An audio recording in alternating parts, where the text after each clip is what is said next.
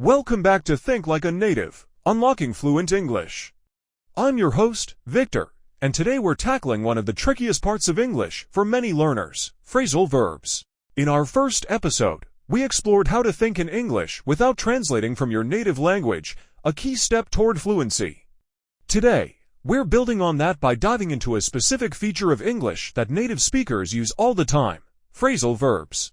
Phrasal verbs are phrases like give up or look after, where a verb combines with a preposition or adverb to create a new meaning. For example, give up means to stop trying, which isn't obvious from the words give or up alone. These phrases are everywhere in English conversations, and using them can make your speech sound much more natural. Let me share a quick story. When I was learning English, I was baffled by phrases like turn off the light versus turn the light off. Why did the order matter? And why did turn off mean something different from just turn? It took me a while to realize that phrasal verbs are a big part of how native speakers communicate. Once I started using them, my conversations felt so much smoother.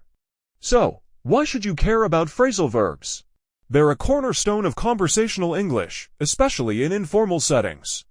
If you want to sound like a native speaker, getting comfortable with phrasal verbs is a must. Let's break it down.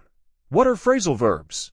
A phrasal verb is a combination of a verb and a particle, either a preposition, like on, or an adverb, like up. Together, they create a meaning that's often different from the individual words. Here are a few examples. Look after, to take care of someone or something. Turn down, to refuse something or lower the volume. Pick up, to lift something or learn something quickly. Give up, to stop trying to do something. Run out of, to use all of something and have none left. Some phrasal verbs are separable, meaning you can place the object between the verb and particle, like turn the light off or turn off the light. Others are inseparable, like look after the children. You can't say look the children after. Why are they important? Phrasal verbs are a big deal because they're incredibly common in everyday English, especially in casual or informal situations. Native speakers use them without thinking, whether they're saying I'll pick up some groceries or we ran out of time. If you avoid phrasal verbs, your speech might sound formal or unnatural. Plus, many phrasal verbs don't have direct equivalents in other languages, so using them correctly shows a strong command of English.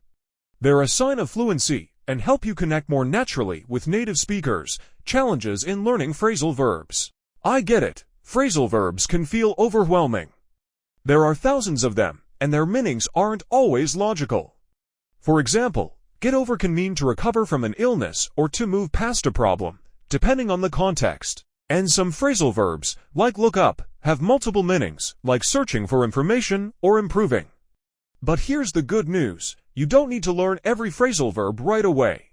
By focusing on the most common ones and practicing them regularly, you'll start to use them naturally. Strategies for learning phrasal verbs. So, how can you master phrasal verbs?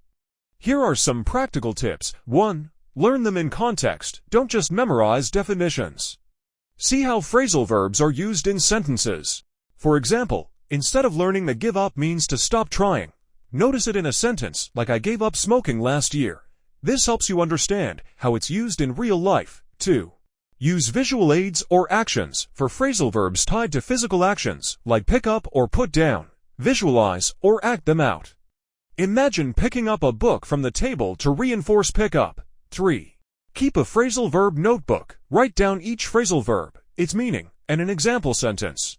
Review your notebook regularly to reinforce what you've learned. 4. Practice with exercises. Try exercises like filling in the blanks or rewriting sentences with phrasal verbs. This helps you actively use them. 5. Listen and read actively. Pay attention to phrasal verbs in English podcasts, movies, or books. Notice how native speakers use them in different contexts, examples, and practice. Let's go through some common phrasal verbs and see them in action.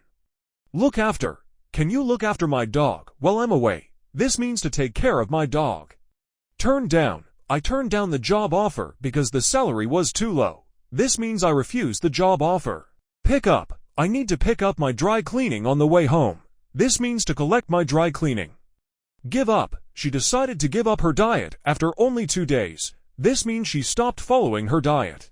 Run out of. We've run out of milk. I need to buy some more. This means we have no milk left. Here's a quick challenge. Can you think of a sentence using turn off?